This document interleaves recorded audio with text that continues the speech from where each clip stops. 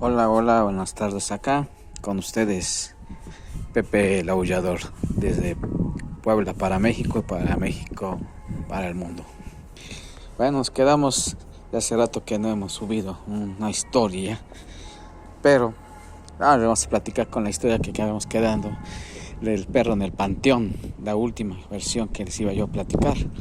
Esa historia quiero decirles que pues no, realmente no es mía, me la comentó mi papá, precisamente allá en el mismo pueblo de San Simón. Bueno, les platico. Sé que una vez mi padre, pues como vivía cerca del panteón de allá de San Simón, mi abuelito en ese entonces era de los que cuidaban los panteones, tenían un cargo en la presidencia y tenían que cuidar en ese entonces, pues darle rondín a los panteones. Pues la casa de los abuelos, en este caso de mi papá, él vivía pues, a un ladito prácticamente. En ese entonces, pues todos tenían que pasar lista. Y pues había un encargado que era pues el presidente, que tenía que checar a sus guardias, que tenía que checar, porque en ese entonces pues ya ve cómo eran. En los pueblitos tenían que tener vigilancia porque no entraba alguien, se robaban los animalitos, X cosa. Bueno, ya llegó la noche, le tocaba la guardia a mi abuelo, Román. En eso le dice a mi papá: oye, hijo José, ¿qué pasó, papá? Dígame usted.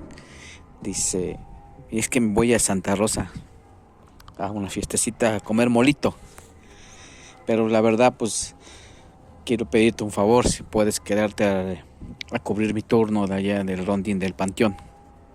Anteriormente se acuerdan mucha gente que los panteones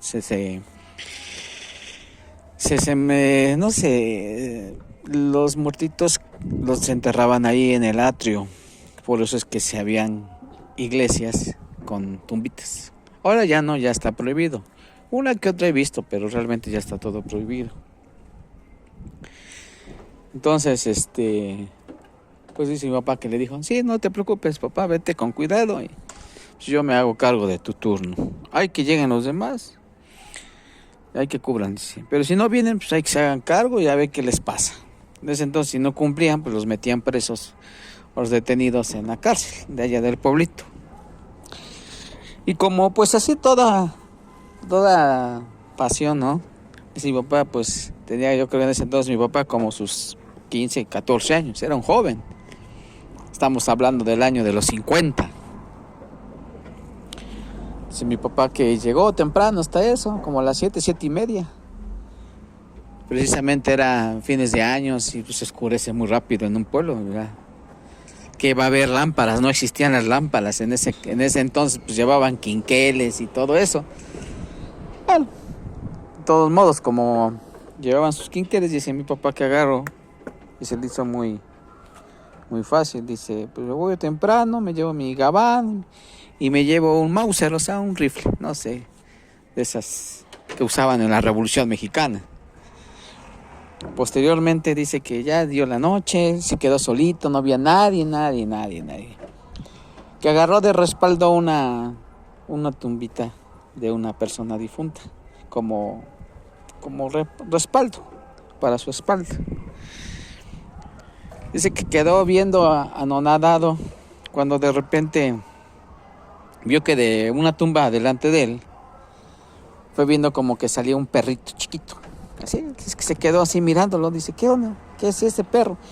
Queremos decir que pues los perros en los pueblitos pues nos damos cuenta y saben que de quién es, ¿no? En los pueblitos, es de fulano, de sutano, de mengano, ese perro.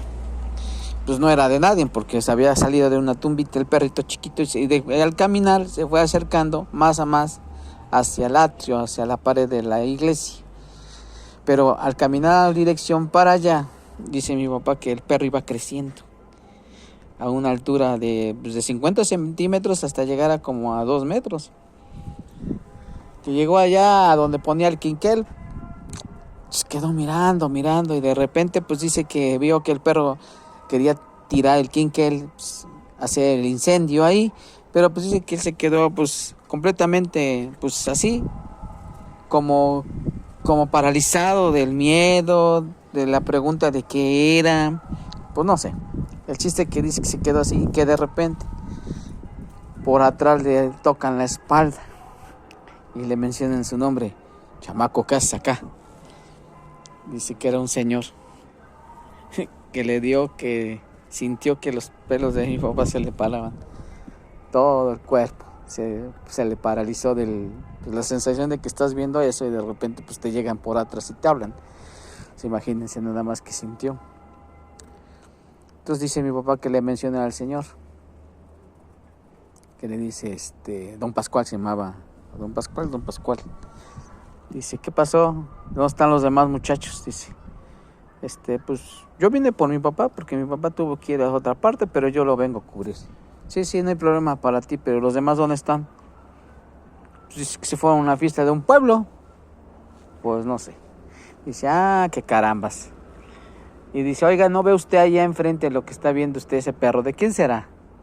Que se queda así don Pascual, dice que le empezó a mirar y dice, no sé, ¿de quién será? No es de acá ese perro. Dice, no. Dice, a ver. Dice que agarró el señor, que agarró su escopeta o su rifle, que le tiró al perro en dirección porque le estaba viendo de frente, que lo vio y que nada más el rifle o el arma del señor agarraba como que hacía trins, pero no sacaba nada de detonación. Pues lógicamente que pues hubiera sido algo, detona y pues se escucha el ruido del fusil, de la bala, ¿no? Entonces dice mi papá que le agarra y se quedó así pensativo el señor. Pues los viejitos en ese entonces pues no sé qué, ¿por qué cargaban tantas llaves en su cinturón? Hasta parecían que iban a abrir hartas puertas de su casa, como si tuvieran muchas puertas. Pero en fin, esa era la costumbre que cargaban se puede decir que sus llaves en su cinturón. Dice que le dice a mi papá, don Pascual, dice, a ver tú, José, préstame tu Mauser. Pues dice que también lo probó y que también no nada más, pero dice mi papá que se quedó en ese instante como pues, paralizada, no se movía de ahí de la tumba, nada más viendo qué hacía el señor. Y en eso dice que sacó las llaves, no sé qué le hizo o algo, pero pues a la postre luego dice mi papá que platicando, pues dice que agarró como que algo le marcó la bala, como una cruz o algo le puso. Cuando lo puso y lo volvió a cargar, y como estaba el señor del lado izquierdo, es que nada más se escuchó como, bueno, es hasta el perro que apareció del panteón como que no se movía, como que diciendo, tírenme, no me pasa nada, ¿no? Como diciendo, a ver si le atinan. Dice que nada más se escuchó una detonación como si fuera el doble o el triple de un rifle normal. ¡Bam! Entonces mi papá quedó en ese momento con un oído lastimado. Hasta la fecha, cuando después platicaban, ya habían pasado muchos años, cerca de 40 años o más. Dice que todavía escuchaba el zumbidito. De hecho, perdió el oído. Entonces dice pues que ya el señor posteriormente le dijo, ¿sabes qué? Mejor ya vete a tu casa a descansar. No, ya no te quedes mucho tiempo acá, José.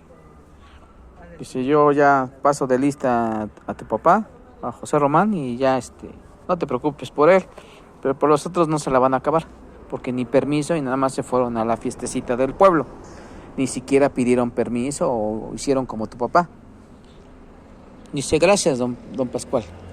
Ya me puedo retirar, entonces sí, ya vete a descansar. Para ese entonces ya era más de las 3 de la mañana. Dice que pues ya llegó a la casa, todavía sea así como sacado de onda mi papá. Pues es que si era, no sé qué ha de haber sido. Imagínense ustedes que, pues, o ha de haber sido un brujo o ha de haber sido un nahual. Pero algo así quería de ahí. Y cada cosa que se aparecía en ese pueblito. Ese pueblito, pues yo creo que ya tiene sus años. Creo que hasta se fundó antes que la ciudad de Puebla, si no recuerdo, porque pues imagínense, Tepiaca creo que fue lo primero que se fundó y ya el pueblito existía de mi papá. Entonces ahí les encargo, que espero que les haya gustado y antes que nada este relato lo estaba esperando una agradable amiga que la queremos mucho, la muchacha Icalfa. Un abrazo y espero que te haya gustado el relato. Una muchacha que le gusta seguirnos. Un abrazo, Icalfa. Hasta luego, hasta la próxima.